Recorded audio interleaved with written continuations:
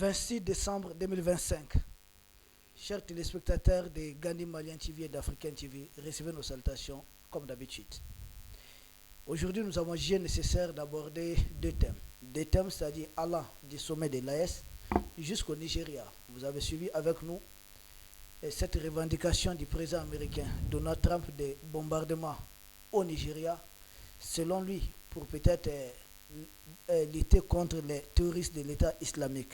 Avec nos experts, nous allons essayer de découvrir dans le cadre de cette émission Parole aux Africains. D'ici là, ils ont leur bonjour à votre endroit. Docteur. Bonjour général, bonjour tous les téléspectateurs de Gandhi Malien TV et de African TV. Et bonjour à mes co-débatteurs, des personnalités Maous, et à commencer par mon oncle. C'est pas que je le jette des fleurs, mais c'est une personnalité qui est pour moi un modèle. On peut tirer encore et encore de meilleures choses de lui. En tout cas, on prie le bon Dieu pour vraiment qu'il reste parmi nous tant que nous voulons. Ok. À mon co-débatteur, le deuxième, le professeur Touré, un chantre de savoir, un professeur d'histoire et géographie de l'ancienne école. Alors, ça veut tout dire. Et ils ont une expertise transversale dans tout ce qu'on peut parler. Et je profite aussi du micro de Gandhi Malien TV pour saluer quelqu'un qui me tient à cœur.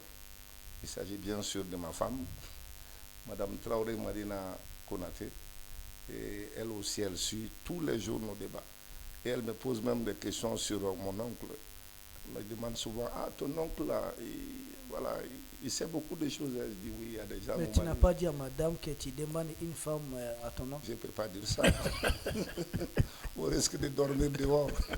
À moins que mon avocat me le demande. Ah oui, bon.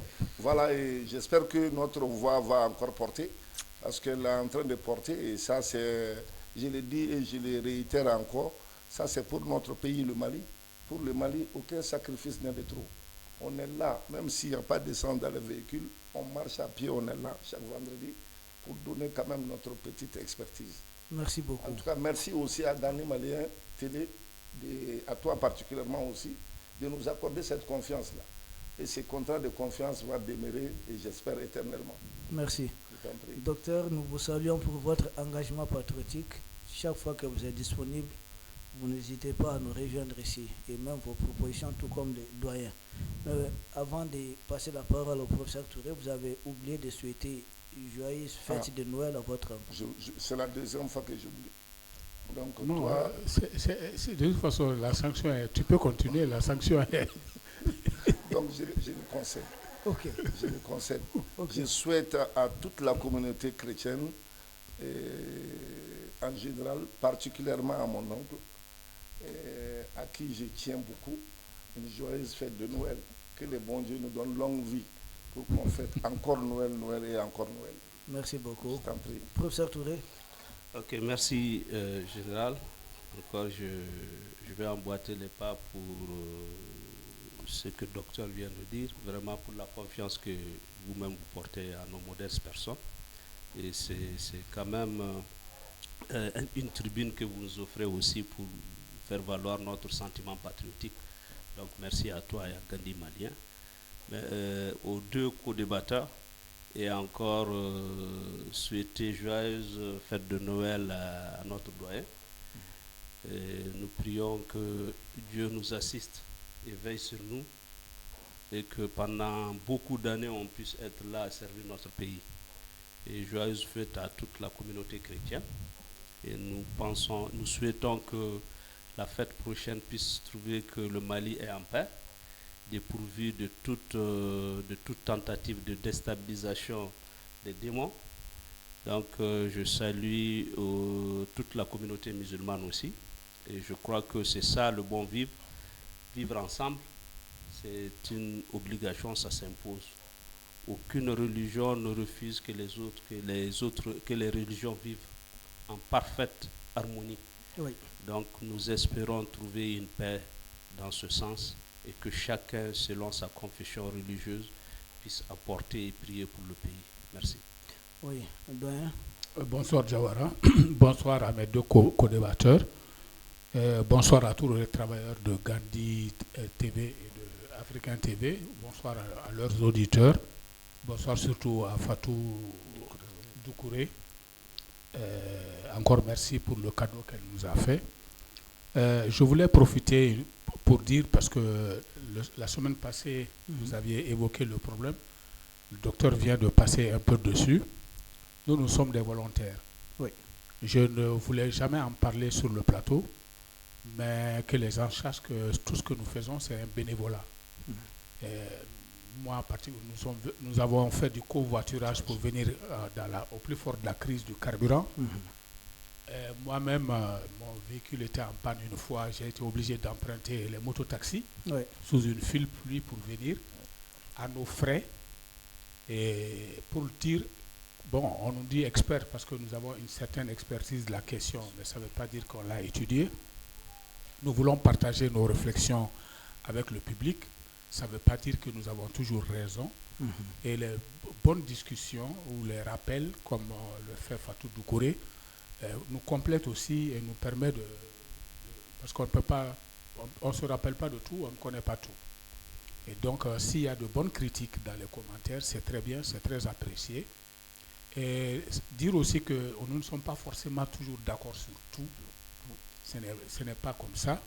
Mais même quand on n'est pas d'accord, on peut échanger avec la plus grande courtoisie. Et donc, de façon humble, je dis à tout le monde que nous croyons pouvoir apporter quelque chose, c'est pourquoi nous sommes là et qu'on ne se décourage pas. Et qu'on aime ce pays, on aime aussi les autorités de ce pays, mais peut-être qu'on ne nous écoute même pas, ou c'est la population.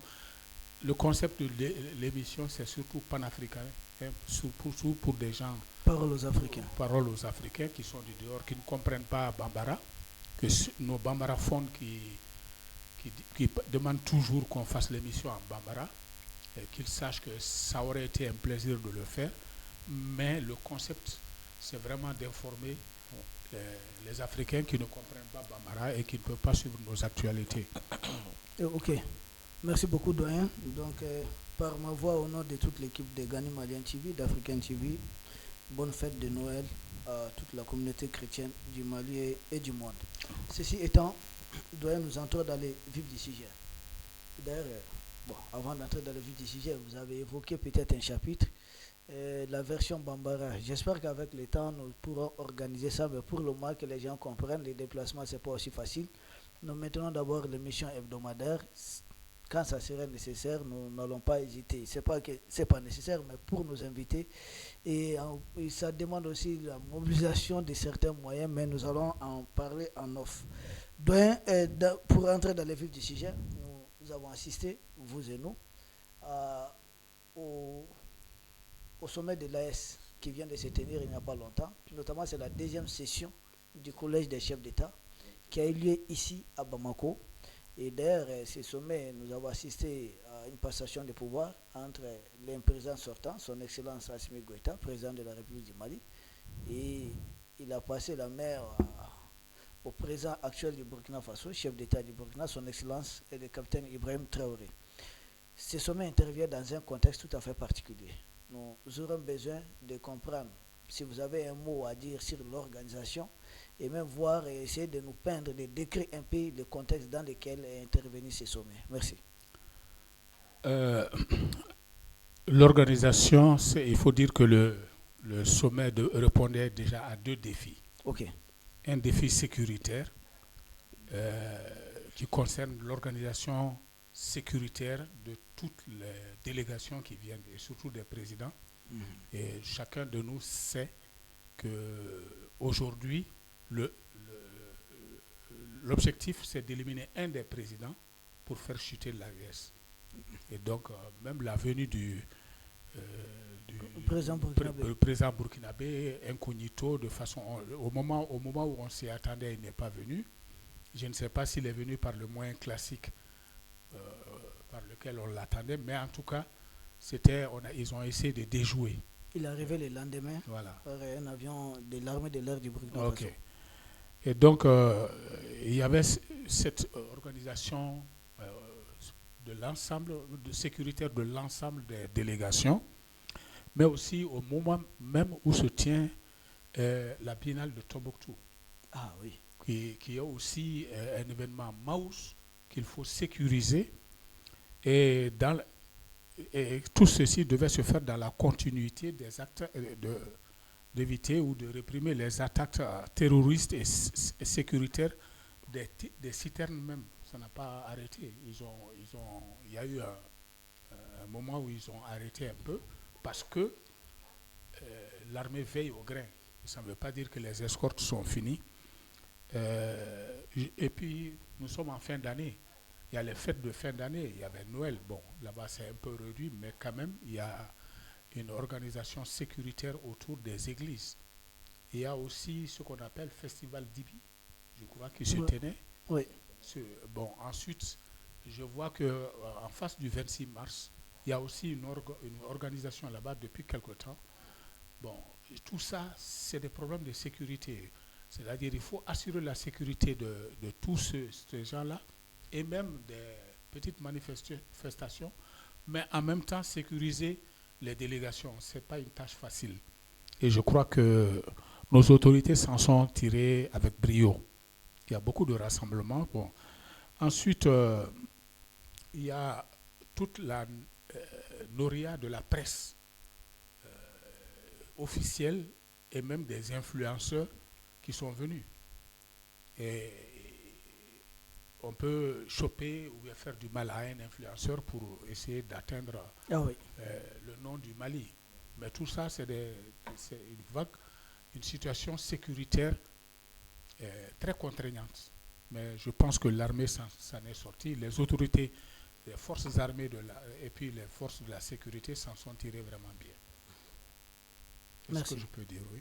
Merci beaucoup. Docteur, vous complétez votre nom quand même? Oui. Au niveau de l'organisation, oui, du contexte. D'abord dans le même sens, mais j'ai dit oui et non. L'organisation a été une bonne chose. Quand on me pose la question, j'ai dit oui et non. Pourquoi oui? Un grand oui. Parce qu'un coup de chapeau, déjà à notre ministre de la Sécurité, le voyant colonel, général autant pour moi, je ne vais pas le dégrader, Daoud. Oui. Un dispositif sécuritaire impressionnant. Il faut aussi, je ne vais pas lui enlever un coup de chapeau parce que c'est un petit poney. Le général... Attention, tu parles de notre ministre. Hein? Tu parles de notre... Non, j'ai quitté le ministre. Je suis avec le général. Ok. Le chef de service de sécurité. Voilà. C'est ça, non? La sécurité d'État. Ou bien c'est plus la sécurité d'État, ils ont une autre appellation. Agence. Une agence de la sécurité nationale. Même si tu es très heureux, on va pas te permettre. Hein. Non, lui, c'est mon petit captif. Mais s'il fait du bien, on le reconnaît. Okay. Ça, c'est un péché de ne pas reconnaître le bien. Vraiment, coup de chapeau à ce monsieur, à ce grand homme. Général Modibo-Kone. Général Modibo-Kone, salut à vous, monsieur le général. Vraiment, vous méritez, tout ça là est à vous. Et aussi à la bonne compréhension du peuple malien. Un peuple, j'ai dit, je répète, résilient. Parce que le sommet a débuté un jour ouvrable, un lundi. Et moi, j'ai été obligé de faire 1000 tours pour regagner mon service. Parce que les 2 ponts n'étaient pas d'usage. On pouvait traverser les ponts qu'à pied. Donc, nous qui étions dans nos voitures, j'étais obligé de faire le tour de Bamako pour passer par la tour de l'Afrique, ensuite Iri-Major et aller par le 3e pont pour aller à mon service à l'hôpital Mère-Enfant Luxembourg. Et j'avoue que malgré tout ça, j'étais content. Pourquoi? Parce que ce sommet, on va en venir, ce sommet avait une importance toute particulière au-delà de son caractère statutaire. Parce que c'était une manière de jauger ceux qui nous tendent les guet-apens. J'ai dit ici sur ce plateau, encore et encore à moult reprises, ils avaient leur logiciel, mais rien n'a marché. On dit Dieu avec nous. Et le sommet s'est très bien passé. Et j'ai beaucoup aimé aussi une partie, c'est que les influenceurs, je répète, c'est répété en pédagogie, beaucoup de panafricains ont été invités au sommet. Moi, j'étais très content. Ils sont passés tous par la télé malienne, ils ont animé des conférences et tout. Vraiment, c'était hyper bien. Seulement, je n'ai pas vu une dame, Nathalie Niam. Sinon, il y avait le professeur Franklin Yamsi, il y avait Sogoudou du Bénin. Sogoyou. Oui, Sogoyou. Du Togo. Du Togo. Monsieur l'ambassadeur. Oui. Il y avait les autres Iboussi. Voilà. Je n'ai même pas vu le général, peut-être tu t'es caché là-bas. Donc, bref, oui, un grand oui, mais non un petit non, parce qu'aucune œuvre humaine n'est parfaite. Il ne faut pas qu'on se mette en tête que ça a été une réussite, voilà, à tout égard. Non, non, non. Il faudrait quand même renforcer. Il y a des choses à améliorer. Il y a des choses à améliorer. Voilà quoi. Du point de vue sécuritaire, encore il y a des choses à améliorer. Mais ça ne relève pas de notre compétence. Et les ayants droit, peut-être, ils ont une oreille attentive à ce qu'on dit. Et ça va être amélioré les prochaines fois. Voilà. Ok. Merci beaucoup. Professeur Touré, le sommet intervient quand même dans un contexte tout à fait particulier. Et d'ailleurs, je pense que ce sommet a permis de faire comprendre ou de déjouer la désinformation, la propagande de certains pays qui faisaient croire que Bamako était sous blocus, rien n'était possible. Mais là, il y a quand même des chefs d'État qui ont fait des déplacements, il y a des panafricains qui ont fait les déplacements. Le sommet s'est bien déroulé sur 48 heures. Et puis, Dieu merci. Ok, merci. Mais avant de répondre à la question, je voudrais rappeler désormais, en tout cas, aux différentes commissions d'organisation de penser au leadership intérieur. Parce que ça, c'est des événements dans lesquels il ne faut pas ignorer aussi ceux qui se battent à l'intérieur. Il faudra qu'on pense à eux pour qu'ils puissent vraiment côtoyer les autres, parce que c'est comme ça qu'un créneau se crée, ça crée les échanges et puis les contacts restent. C'est bien de faire venir les panafricanistes à travers le monde, mais au niveau local aussi, il ne faut pas négliger, quoi. Donc, effectivement, le sommet s'est organisé dans un contexte très difficile. Très difficile en ce sens que le Mali, qui constitue le point focal du démarrage de cette confédération, était harcelé de tous les côtés, était victime de diffamation et de déformation et de désinformation. Donc tout ceci se faisait en réalité pour préparer l'échec de cette deuxième session ordinaire des chefs d'État au niveau de la confédération. C'est pourquoi il y a eu tout cet acharnement, cette histoire de carburant, cette histoire de désinformation de Bamako était sous blocus, de Bamako est tombé. Je crois que nous l'avons dit ici une fois. C'est peut-être ceux qui ne savent pas ou qui n'ont pas encore foi à l'armée malienne qui peuvent penser que des petits terroristes peuvent faire tomber Bamako ou faire un blocus. Ils ne peuvent pas. Et surtout que je dis et je répète encore, la zone géographique ne s'y prête pas aux moyens que ces terroristes disposent pour faire un blocus. Ils vont juste faire du tape à l'œil, ils vont faire un peu de brigandage, de cambriolage pour essayer d'attirer l'attention des gens, comme s'il y avait un grand déficit sécuritaire, mais je dis que c'est faux. Mais, donc l'État malien résiste et l'État malien pourra résister. En tout cas, nos forces de défense et de sécurité disposent de tous ces moyens. Donc il y avait un challenge qui était là, il y avait un défi. Et le monde entier attendait voir qu'est-ce qu'après une année, l'espace AES de la Confédération va réserver en termes de progrès. Donc c'est dans ce contexte d'appréciation ou encore d'attaque toujours des ennemis à pouvoir démonter l'AES. En tout cas, beaucoup d'éléments ont été présentés. Et sur l'aspect sécuritaire de l'organisation, il n'y a eu aucun déficit. Sur le plan infrastructure qui renforce l'existence même de la Confédération, on a trouvé beaucoup d'éléments. On a vu la télé, ça a été inauguré, la banque de la Confédération, la radio au Burkina qui existe et qui travaille. Au niveau du Niger aussi, je crois qu'il y a la presse écrite, AES, et ensuite il y a eu aussi la force unifiée, et cette force unifiée aussi qui a contribué à la sécurisation de ce sommet-là. Donc voilà que ça s'est fait dans un contexte de peur au ventre, au risque de décourager les populations de l'AES sur l'existence d'une armée forte, d'une sécurité forte, et de réalisation qui peuvent prévoir un lendemain meilleur pour l'existence de la Confédération. Et tout ceci, je crois, ont été quand même des pressions sur les épaules de nos dirigeants, mais ça a été vraiment une réussite totale. Ça a été vraiment une réussite totale. Un sommet vaut aussi sur les différentes décisions qui sont prises. Maintenant, ces sommets, il y a eu peut-être des décisions, lesquelles décisions vont engager l'avenir de la Confédération. Donc, qu'est-ce que nous pouvons retenir comme des mesures peut-être à votre niveau, parce qu'il y a beaucoup de mesures, mais quelles sont les mesures les plus fortes, les mesures qui ont retenu votre attention? Bon, il y en a eu beaucoup. Peut-être qu'on ne va pas toutes les citer. Oui. Mais déjà, sur le plan du travail, les 3 chefs d'État ont eu à plancher sur 3 rapports. Ok. Un rapport qui a recensé les recommandations pertinentes formulées par le Conseil de ministres de l'AES, présidé par notre Premier ministre. Ce rapport a été disséqué. Ensuite, ils ont eu à examiner le rapport général sur la mise en œuvre de la feuille de route de l'an 1.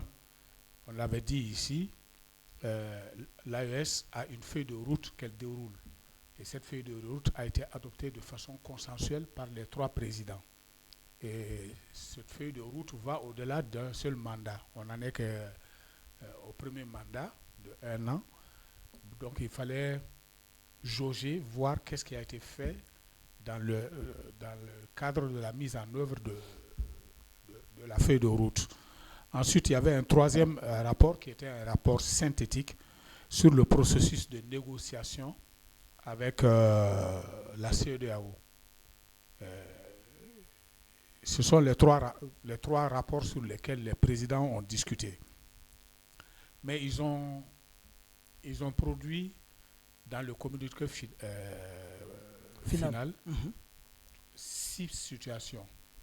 C'est le processus d'opérationnalisation de la Confédération qui passe par un certain nombre de vérifications, les actions menées pour renforcer l'identité politique et institutionnelle, l'unité et la reconnaissance de l'AES et la visibilité de l'AES sur la scène régionale et internationale.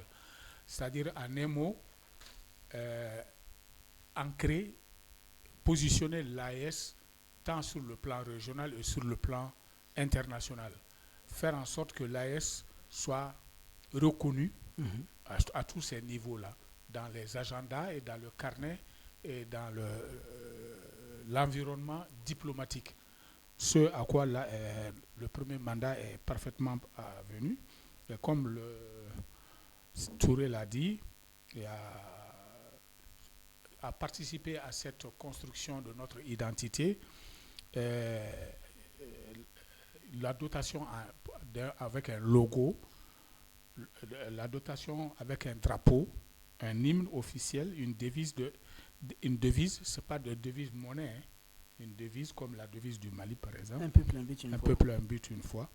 Et la confection de documents d'identité et de voyage, une télé, une radio et une banque d'investissement.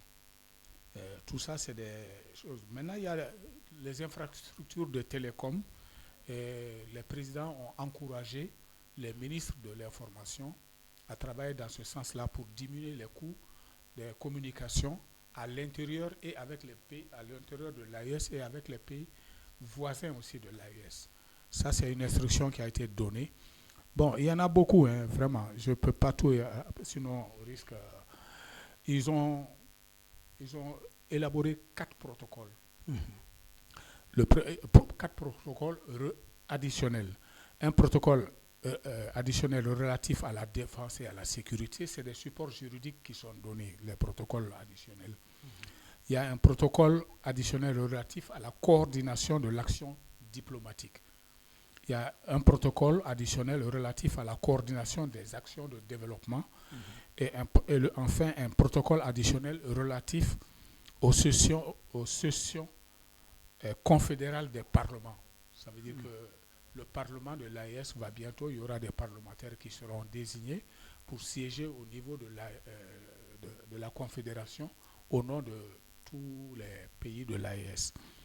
Ensuite, il y a, sur le contexte sécuritaire et géopolitique, il y a eu des avancées, mais ils ont condamné les tentatives de déstabilisation de quelque manière que ce soit. Ils se sont réjouis de l'unité, de la solidarité entre les trois États lorsqu'on a voulu nous créer des problèmes, particulièrement le Mali, quand on s'est attaqué à l'approvisionnement en carburant. Ensuite, ils ont affirmé leur ferme volonté d'éradiquer le terrorisme sous toutes ses formes. Ils ont pris une résolution de combattre le terrorisme tant sur le plan économique, médiatique, comme Touré le disait, et puis combattre les campagnes de désinformation surtout qui ont précédé et qui accompagnent. Il y a sur le plan, ils ont salué aussi la création et l'opérationnalisation de l'élément, le FU-AES, Front Unifié de l'AES, qui a été opérationnalisé et qui a commencé ces choses. Ensuite, sur le deuxième point, ils ont parlé des actions diplomatiques qui a permis tout ce qu'on vient de dire sur les accords diplomatiques qu'on a passés, l'entente diplomatique pour une représentation unique de l'AES par le ministre des Affaires étrangères de l'AES et qui a souvent, ils ont salué la concertation qu'il y a eu entre et la complémentarité entre les missions diplomatiques. Ensuite, il y a quelque chose sur les questions de développement et là, ils ont pris une décision extrêmement importante, c'est le prélèvement confédéral. Parce que la banque BCID, ils ont annoncé... Banque confédérale d'investissement et de développement. Voilà, ils ont annoncé un capital de départ de 500 milliards, mais il y avait aussi une possibilité de financer cette banque-là, en tout cas de prendre un fonds qui peut venir aussi financer en partie ou totalement les besoins selon ce qu'on peut requérir. C'est le prélèvement confédéral. Qu'est-ce que c'est que le prélèvement confédéral? C'est une taxe douanière, c'est 0,5% sur la valeur de toutes les marchandises importées, qui va désormais aller dans un fonds spécial. Et ce fonds spécial peut venir aussi en aide au financement de la BCID. Et ça ne pourrait pas venir des mines, par exemple? Même des mines, c'est-à-dire que c'est une taxe que tout le monde va payer. Il n'y a pas d'exonération en la matière. Même quand tu es exonéré, tout de même, cette taxe, le PC, prélèvement communautaire, confédéral, dans l'UMOA ou dans la CEDEAO, c'était un prélèvement communautaire, mais cette fois-ci, c'est un prélèvement confédéral. C'est extrêmement important. Ils ont décidé, ils ont mis ça en place. Ensuite, il y a le processus de négociation avec la CEDEAO qui ne néglige pas. Les gens pensent que c'est la CEDEAO, c'est nous qui sommes les va-t-en-guerre, oui. Mais ils ont réaffirmé leur volonté de travailler avec la CEDEAO. Et ensuite, il y a un point sur le fonctionnement de la Confédération qu'ils ont donné. Et voilà, c'est un ensemble de parties du communiqué final. Voilà. Mais il y a les autres, les félicitations, la nomination. Au total, il y a eu jusqu'à 38 points. Mais j'ai essayé de résumer un peu parce que, voilà. Le doyen a résumé, c'est l'essentiel. Et je pense qu'on passe à la question suivante, sauf s'il y a peut-être un mot qu'il faudrait ajouter. Professeur Touré, le président actuel en exercice de la Confédération de l'AES, son Excellence Ibrahim Traoré, a parlé d'hiver noir. Selon son analyse, il s'agit d'un chef d'État quand même. Il s'agit d'un président qui a les renseignements nécessaires pour se prononcer de cette façon en public. Ça montre que la question est vraiment à prendre au sérieux. L'hiver noir, vous qui êtes sourien géographe, comment vous interprétez ça? Très bien, merci. C'est là où je vais encore une fois de plus remercier Fatou Doucouré pour le cadeau, le code noir qu'elle nous a envoyé. Merci. Et c'est même l'occasion de demander aux peuples africains, surtout les peuples noirs, de lire le code, de chercher, de faire des recherches sur le code noir. Ça leur permettra de comprendre ce que c'est que l'hiver noir. Parce que c'est un chef d'État qui a parlé. Oui. Et avant de prononcer l'hiver noir, il avait d'abord parlé du printemps arabe. Oui. Donc c'est dire que tout ce qui se passe aujourd'hui, tout le dispositif qu'on est en train de faire, et dans l'hiver noir se retrouve la crise économique qui a été imposée au Mali, la crise de carburant. Carburant attaqué des unités industrielles. Carburant attaqué des unités industrielles, essayer de déstabiliser un peu l'économie. Le secteur énergétique. Le secteur énergétique qui constitue le moteur, et surtout sachant qu'une fois de plus, sans exagérer, que le Mali constitue un maillon important de ce type de dispositif confédéral et qui ne fait pas du tout l'affaire de l'Europe. Donc l'hiver noir, c'est pour dire qu'en réalité, ces Occidentaux et ces Valais sont sûrs qu'ils ont infiltré tout le processus d'organisation de nos trois États. Et qu'à tous les niveaux, ils ont des snipers qui, une fois que le signal est donné, les attaques vont partir de tous les côtés. Et l'hiver noir se retrouve encore dans le discours tenu par Mahmoud Dicko, son apparition. C'est un élément du dispositif de l'hiver noir. Parce que tout ceci concourt à pouvoir déstabiliser sur le plan psychologique, sur le plan économique et sur le plan militaire, la déstabilisation et l'attaque de l'AES et la désinformation. Parce que l'hiver noir, c'est en plusieurs compartiments, c'est un ensemble d'éléments qui concourent à déstabiliser ces trois pays de l'AES et au finish à créer ce qu'on appelle la guerre civile. Parce que quand on va lire un peu le discours de Mahmoud Dicko, il appelle à une guerre civile, au fond de son discours.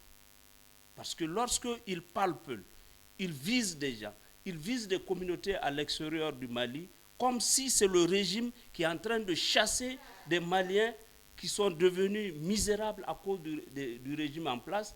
Et quand il parle du Mali, il parle d'immigrés, il parle des trois régions, il parle des trois pays, parce que ça se retrouve à tous les niveaux. Donc, c'est un dispositif tellement large dans lequel chaque élément doit être placé dans l'hiver noir comme étant un point de déstabilisation de l'AES.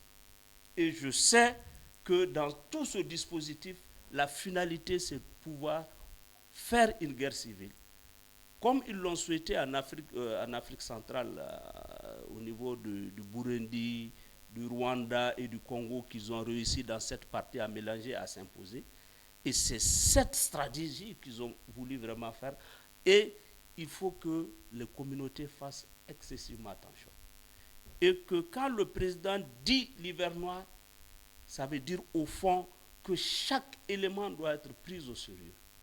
Et chaque élément incompris doit être mis dans ce vocable et doit être traité à la limite de la déstabilisation de l'AES, pour que ça puisse avoir une réponse appropriée et que ça soit définitivement traité. Je parle sous le contrôle du docteur, parce qu'une maladie doit être traitée à l'origine. Donc rien ne doit être négligé dans ça. Et je crois que le président Ibé a attiré l'attention de toutes les communautés de l'AES pour qu'ils comprennent qu'il n'y a pas un dispositif, mais il y a un ensemble de dispositifs.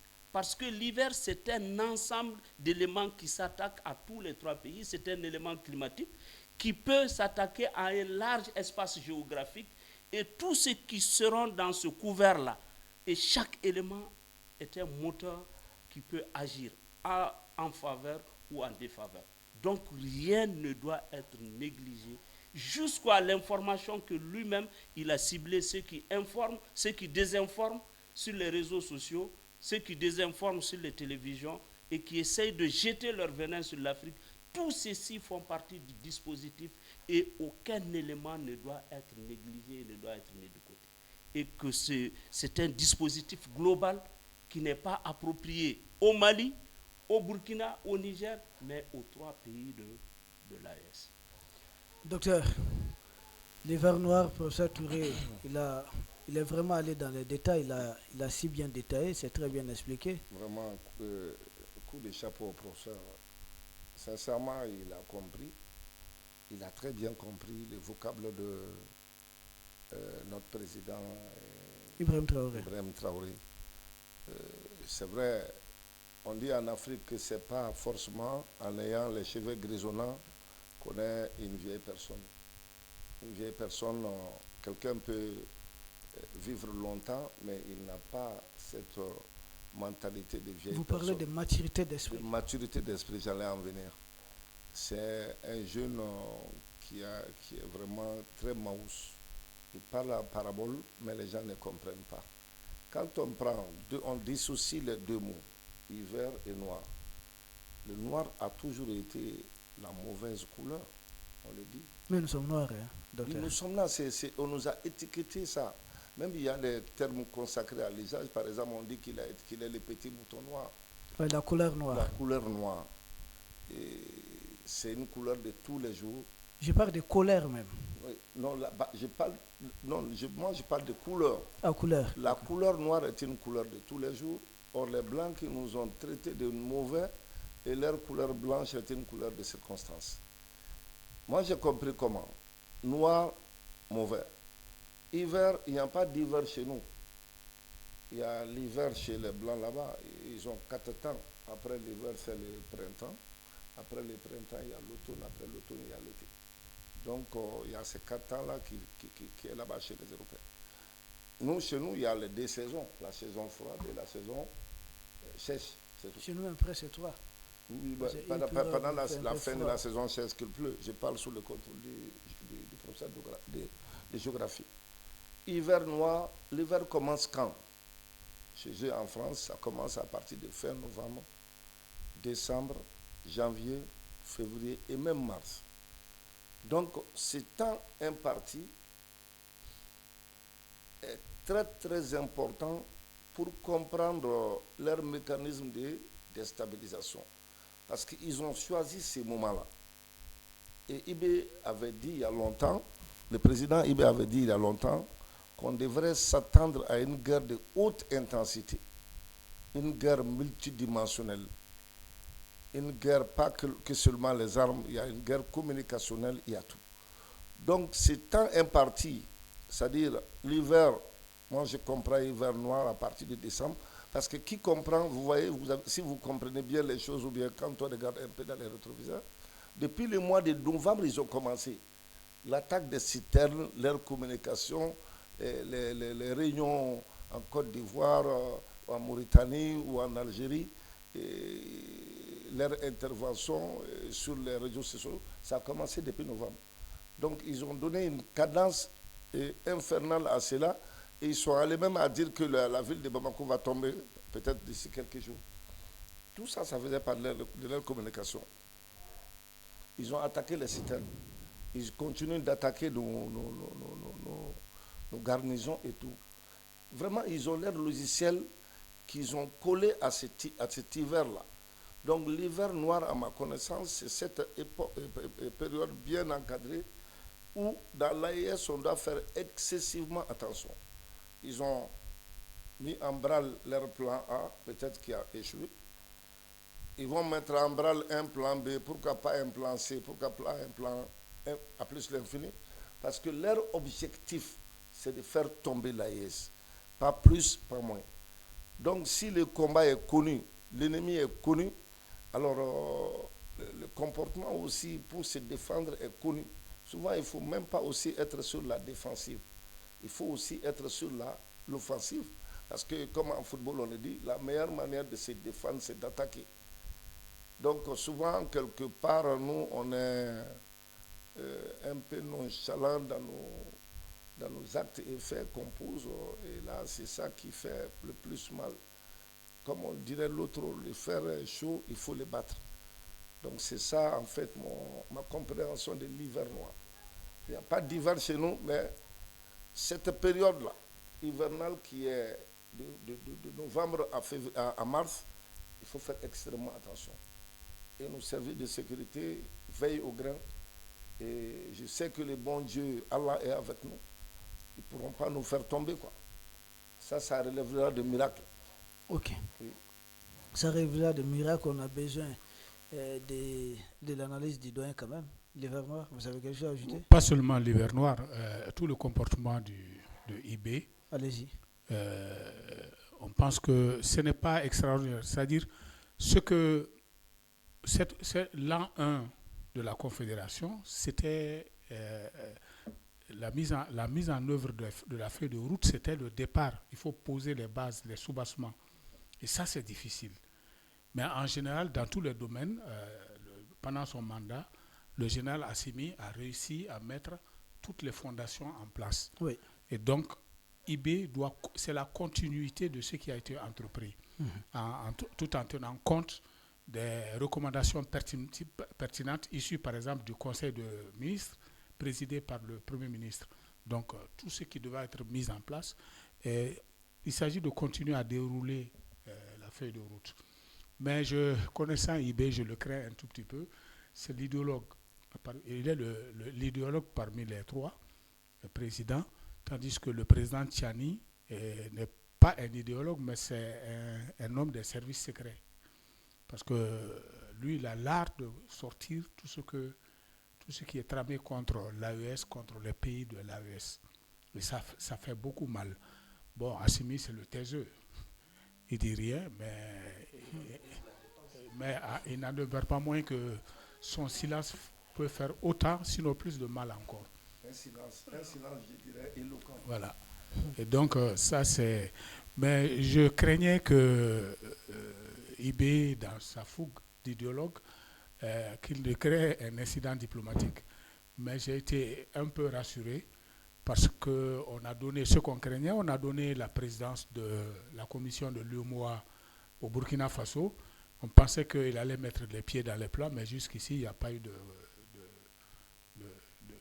de contretemps. On n'entend même pas parler. Ça veut dire que ça fonctionne bien et qu'il n'a pas mis les pieds dans les plats comme on s'y attendait. Donc on espère que... Bon, mais il sera quand même quelqu'un mais seulement il avait parlé à ce niveau de l'albinos noir. Vous et nous avons peut-être notre idée là-dessus. Mais seulement l'hiver noir évoqué risque de retarder l'arrivée de l'albinos noir, ou l'hiver noir pourra précipiter l'arrivée de l'albinos noir. Lui, avec ses métaphores, ce que je sais, c'est que quand il a évoqué, comme il l'a dit, le printemps arabe, c'est une offensive pour déconstruire les pays, pour déstabiliser les pays. Et donc, c'était le printemps arabe. Maintenant, l'hiver noir, c'est l'hiver de chez nous. C'est un ensemble de situations mises en place pour déstabiliser le Sahel. Mais il a dit d'une façon métaphorique ce qu'il a toujours affirmé, que les pays de l'AES doivent se préparer à une guerre de haute intensité. Et donc, c'est les renseignements qu'ils ont. Ils savent qu'est-ce qui peut se déclencher et quand est-ce que ça peut venir et qu'il faut se préparer. Nous, sur le plateau, on n'a jamais cessé de dire que ce n'est que le début. Oui. Que les gens s'attendent à plus dur. Oui. Et donc, c'est cela qu'il est en train de... Il tire la sonnette d'alarme. Il faut qu'on se prépare psychologiquement au choc. Et je suis vraiment d'avis avec le fiston. Parfois, peut-être qu'il s'agit, on ne peut pas tout mélanger en même temps, mais il serait intéressant que l'AES montre sa force pour ne pas avoir à s'en servir. Et qu'est-ce qu'il faut faire? Je crois qu'il faut être celui qui chasse. Il faut chasser dans la meute quand il y a une meute où qu'on veut chasser. On isole un gibier, oui. Et celui-là, on fait haro sur le boudet, sur celui-là. Mais ceci peut être fait, c'est-à-dire qu'on peut choisir un pays de la CEDEAO spécifiquement et lui faire un embargo économique sur tout ce que nous prenons là-bas ou ce que nous achetons là-bas. On va souffrir, mais on va le faire souffrir pour qu'il se rende compte que ce n'est que le début, lui aussi. Je crois que c'est peut-être qu'il faut, même si on n'a pas tous les moyens, on peut s'abstenir de passer par le port d'un pays, par exemple. s'abstenir des marchandises qui sont écoulées chez nous, fermer nos frontières. Bon, on ne le ferme pas officiellement, mais rien ne rentre. Ces marchandises ne viendront pas sur nous. Et je crois qu'il y avait eu ce... Nous, on va souffrir, on est habitué à souffrir. La différence entre nous et les autres pays, c'est que nous sommes habitués à souffrir. Et c'est ça la résilience. Nous, on peut souffrir du manque de certains produits alimentaires, c'est des produits alimentaires des Bamakois, ça ne va pas dans les brousses. Mais si jamais on s'abstient de les acheter, les pays voisins qui nous amènent ça, mais ils vont souffrir. C'est comme ce que le Niger est en train de faire avec le Bénin. En rompant tout, le Bénin voilà. Et donc, il faut que les 3 pays de l'AES se réunissent pour boycotter, par exemple, le port d'un pays. Le port d'Abidjan. Bon, en tout cas, le port d'un pays essentiel. Je comprends votre sagesse. Et comme c'est des pays souvent qui exportent chez nous leurs produits d'origine, bloquer tout ça. En ce moment, on va leur mettre la patate chaude dans la main. Et on verra. Moi, je crois que c'est le moment, même si on ne va pas entreprendre une guerre, mais on entreprend une guerre, mais économique. On l'isole. Moi, je crois que... Okay. On espère qu'il va faire son année sans provoquer un clash. Donc, comment vous voyez sa présidence, Comment vous voyez sa présidence? Non, c'est un président qui ne se taira pas sur le plan idéologique. Ce n'est pas dans sa nature. Il va continuer à battre c'est l'école Thomas Sankara. L'école Thomas Sankara, il va continuer à l'affirmer. Mais j'espère que ça ne va pas jouer sur son efficacité en ce qui concerne le déroulement de la feuille de route. Ok, on verra, je pense, il a d'ailleurs dit, docteur, je reviens vers vous, il nous a dit d'être à l'offensive sur le plan communication, il nous dit seulement des conseils, c'est-à-dire il ne faut pas s'apprendre à ces gens physiquement, jusqu'à ce qu'eux-mêmes décident de changer de mode opératoire. C'est-à-dire ce n'est pas exclu, mais il faudrait que ça vienne d'abord d'eux.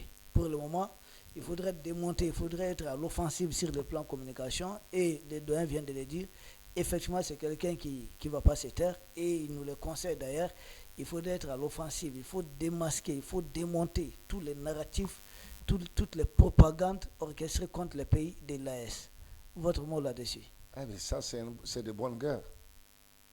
On ne peut pas faire autrement. On l'a dit moult reprises ici sur ce plateau, que la communication, là, c'est la partie la plus importante d'une guerre. Et moi, j'ai fait une parallèle exactement entre ce qui se passe entre l'Union européenne et la Russie.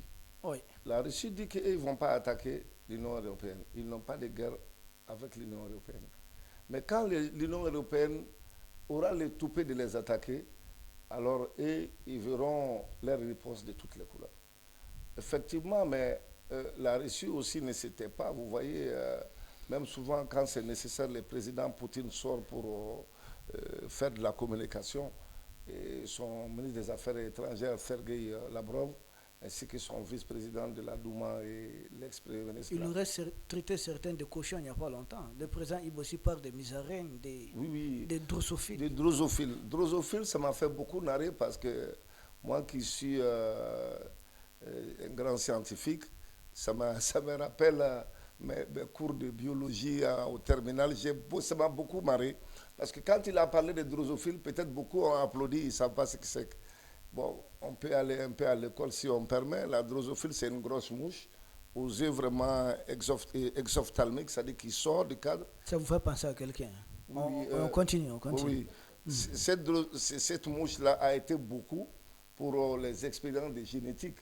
Et je rappelle un peu, je me rappelle que c'est un grand généticien, Mendel, qui a fait des expériences de génétique sur les drosophiles, et pour qu'on comprenne les basiques même de la génétique, quoi. Il a fait allusion à ça et c'était pour vraiment, par ricochet, frapper quelqu'un de l'autre côté. Et Moussa, comment il dit encore? Musaraigne. Musaraigne. Ces mots-là, j'ai du mal à dire, mais vous connaissez les coloniens? Oui, exactement. C'est ça. C'est ça les musaraignes. Qui sent mauvais surtout. Ça sent mauvais, mais sa piqûre aussi est bizarre. Ça, ouais. Quand ça te pique là, ça fait mal. Ça fait très mal. Voilà, c'est ce genre de petit, comment ça s'appelle, animal genre souris ou quoi, oui, c'est ça. C'est une variété de souris, mais au long museau comme ça. Ouais, il a parlé des gueules des misérés. Exactement, il fait allusion à certains, comment ça s'appelle, influenceurs de la sous-région, qui ne cessent de taper l'AES. Et quand ils ont le même, comment ça s'appelle, le même vocable, quand ils sortent 70 fois, ils te parlent mal de l'AES. Donc on ne peut pas, comme ça, laisser ces gens-là parler de nous sans pour autant les recadrer aussi. Nous aussi, on a notre bouche pour parler. Donc, sa communication a apporté grand fruit. Et quand on va sur les réseaux sociaux, j'avoue que tout le monde a eu à comparer, à commenter ça. Et les concernés même, sans pour autant parler d'eux, ils ont montré leurs images. Vraiment, personnellement, ça m'a beaucoup plu. Le président Ibé, et je pense que toutes les communications qu'il fait, il ne les fait pas peut-être tout seul, quoi. Il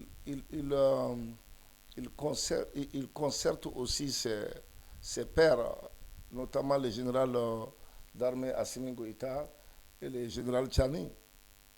Parce que dans cette histoire-là, quand c'est 1 pour 3 et 3 pour 1. Quand un parle, il parle au nom de tout le monde. Et c'est là où moi j'ai compris que tout ce qui sortira de la bouche de Ibé, c'est déjà accordé par les deux autres. Les deux grands frères. Et oui, bien sûr. Donc ils ont partagé le rôle, quoi. Il a dit, notre président Assimi, je l'aime bien, lui, il ne parle pas, un silence éloquent, mais il agit. Mais quoi que Ibé va te faire, lui il assume. Oui, lui il assume, c'est ça. Et de l'autre côté aussi, c'est la même chose, le général Tchani. Et lui, c'est lui qui fait beaucoup plus peur aux Français, aux colons français.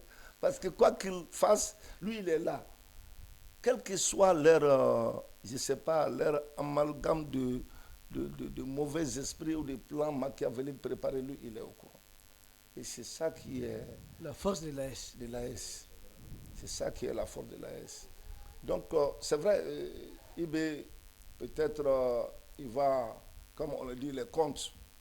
En Bamana, on dit, Anya Blarom na Ambataï. Là où on a laissé, on va prendre. Okay. Là où le général Assimi a laissé, lui, il va prendre encore de plus belles, c'est sûr. Mais seulement avec son mandat, nous voyons beaucoup plus de poids au niveau de la guerre communicationnelle. Exactement, exactement. C'est ce qu'on a cessé de dire ici. Et je pense que nos autorités sont en train de comprendre. Okay. Mais seulement, on ne doit pas seulement focaliser cette guerre sur, comment ça s'appelle, les panafricains seulement, comme mon avocat a dit. Il faut aussi voir les gars de l'intérieur. Quand il y a de telles choses, les appeler aussi, les associer. Sinon, on peut faire ça dans toutes nos régions. Alhamdulillah, aujourd'hui, ceux qui ont créé Facebook et tout ça là, et ils ont travaillé pour nous, quoi. Nous, on n'a pas... Parce qu'avant, quand il y avait une nouvelle, on disait que c'est RFI qui a dit. Oui, RFI qui a dit. Ou bien c'est l'ORTM. Hein, c'est Baba Daga qui a dit à l'ORTM. C'est vrai, même si c'était BBC. Pas... BBC aussi. Ou Jeune Afrique. Et certains aussi avaient même... faisaient les petits malins quand un nouveau numéro de Jeune Afrique sortait. Ils amenaient ça au grain. Ils lisaient devant nous autres qui n'avaient pas d'accès à ça. Ils disaient oui, bon, voilà, ils se parlaient entre eux. Ceux qui avaient quand même la possibilité d'être abonnés à Jeune Afrique, moi je n'étais pas abonné. Quand ils lisaient un numéro, quand un nouveau numéro sort, ils me donnaient l'autre, là je lisais. Et moi, oui, et moi, je ne trouvais rien d'intéressant là-dedans, quoi. Des présidents qui payaient de leur poche pour les faire des éloges dans Jeune Afrique. C'est ça, Jeune Afrique. Mais on est où là? Ok. Ouais. Professeur Touré, et la guerre de communication. D'accord, on voit que chacun fait ce qu'il peut. D'ailleurs, nous avons vu Emmanuel Macron qui était en difficulté parce qu'un jeune Burkinabé de 17 ans aurait utilisé l'intelligence artificielle pour générer une vidéo qui a fait 12 millions de vues et qu'Emmanuel Macron, selon lui, avec tout son poids, il a contacté la direction de Facebook pour supprimer tout de suite cette vidéo qui faisait vraiment mal parce que c'est un président, selon Emmanuel Macron, en Afrique de l'Ouest ici, qui était vraiment paniqué. Je ne sais pas pourquoi il doit être paniqué. Donc un président, on ne sait pas c'est qui. qui a directement appelé Emmanuel Macron. Donc il a essayé de peser de tout son poids, ça a échoué. Et donc la France est en train de prendre un projet de loi. Ça veut dire que l'action du jeune burkinabé a poussé la France à prendre un projet de loi pour dorénavant enlever tout ce qui n'arrange pas l'État français sur les réseaux sociaux. Mais ça montre que la France s'organise quand même. Est-ce qu'il ne faudrait pas qu'au niveau de l'AS, au niveau confédéral aussi, qu'on envisage d'organiser sérieusement un front médiatique? Parce que la France va s'organiser, ce n'est pas contre la Russie forcément, c'est contre nous. Donc qu'est-ce que nous aussi nous allons faire? Qu'est-ce que nous attendons peut-être? Nous avons besoin de votre analyse quand même. Ok, merci. Ça va rejoindre toujours l'idée de l'hiver noir. Hein? Oui. Parce que Emmanuel Macron s'affole à cause d'une vidéo qui est partie de l'intelligence artificielle. Moi, je crois, en tout cas, c'est une bonne chose. Je suis content qu'eux, ils comprennent que ça fait mal de pouvoir déstabiliser un pays à l'intérieur. Ouais. Ils vont comprendre. Mais ce que je vais dire dans tout ça, c'est que avant de venir à la communication, pour rassurer le doyen Coulibaly que IB, au-delà de son caractère communicatif, c'est un grand communicant, il est aussi un travailleur. Hein. Il est aussi un travailleur. Ouais, pour vous dire que déjà, nous, on a commencé à travailler au niveau de l'AES sous l'impulsion même de IB sur le volontariat de l'espace AES. Ouais, ça, c'est quelque chose qui le tient beaucoup à cœur. Et en ce moment même, on est en train de travailler sur des dossiers par rapport à ça. Et il y a même des rencontres tournantes au niveau... L'année dernière, c'était au Burkina, cette année au Mali. Dans quelques mois, on va se retrouver au Niger pour travailler sur... C'est un dossier que lui, spécialement, il a confié, il a préféré mettre ça au niveau de l'AS pour dire que le volontariat, il a déjà commencé à jeter les bases de comment est-ce que peut-être il va contribuer à contrer l'hiver noir qui va s'acharner sur nous de tous les côtés. Donc la communication, comme il l'a dit, aujourd'hui, on doit se préparer. Et on ne doit pas tenir compte des sentiments extérieurs. Parce qu'aujourd'hui, c'est nous qui souffrons du manque de carburant. C'est le Burkina qui souffre, c'est le Niger qui souffre. Donc, c'est à nous de voir dans ce dispositif qu'est-ce qu'il faut faire, qu'est-ce qu'il faut prendre, comment est-ce qu'il faut s'organiser pour répondre à toutes les difficultés qui peuvent s'attaquer à l'espace de l'AES. C'est pourquoi il est très important aujourd'hui que dans le dispositif de la communication, je sais peut-être que IB va faire signe à Gandhi malien, parce qu'il aime beaucoup la communication quand même, pour essayer d'être au plus profond, prêt en matière de communication auprès des communautés. Et Coulibaly a annoncé un niveau sur lequel je ne voudrais vraiment pas passer, parce qu'il y a les villes et les villages. Il y a des choses, si on arrête sur lesquelles si l'AES prépare tout de suite pour former un embargo, c'est seulement peut-être ceux qui vivent à Bamako qui n'auront pas accès à ces éléments-là. Au niveau des communautés, ils ne savent même pas, ce n'est pas un problème. Alors que celui qui vit de ça, ça peut créer un problème chez lui. Donc ça, c'est très important dans le dispositif souvent sur lequel il faut réfléchir. Et je crois que même par rapport au carburant, on avait réfléchi sur ça. Donc il faudra vraiment que l'espace AES fasse de la communication vraiment son cheval de bataille. Il faut organiser la communication à tous les niveaux. Et on a tendance souvent à utiliser seulement les langues locales. Ce n'est pas suffisant. Ce n'est pas suffisant.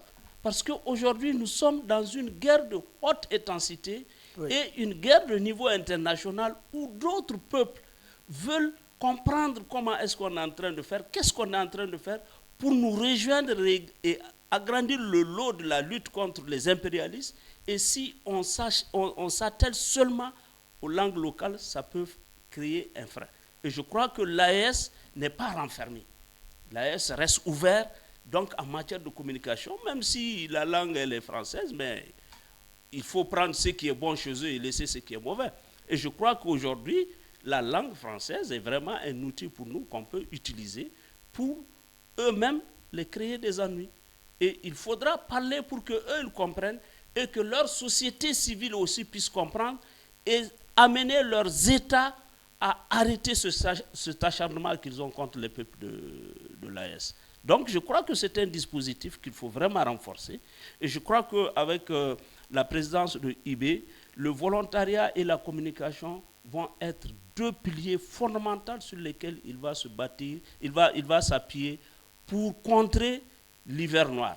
Parce que quand on va prendre déjà de l'autre côté, si on prend sur les personnalités des trois présidents, Ibé, il parle, il a des métaphores, mais Tchani, son rôle dans le dispositif, c'est de mettre au grand jour tous les plans qui sont formés contre l'AES. Et assimilé dans ça, dans le dispositif, c'est organiser la défense de l'espace AES, en réfléchissant sur tout ce qui est armement et dispositifs militaires et sécuritaires dont on peut avoir besoin pour pouvoir défendre l'espace AES.